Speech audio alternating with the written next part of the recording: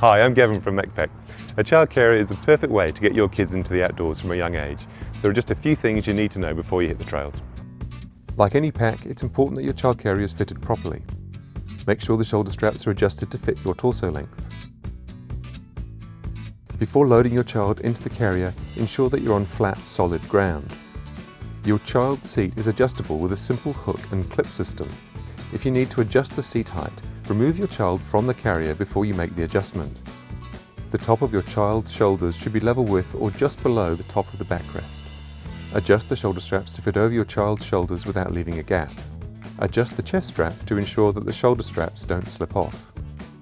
Tighten the side compression strap webbing for stability. We recommend getting someone to help you if you're putting on or taking off the child carrier when your child is on board.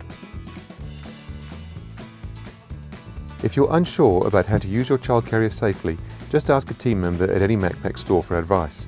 Remember, even if you bought your child carrier second-hand, you're entitled to a free safety check. We hope this will be the start of many happy family adventures.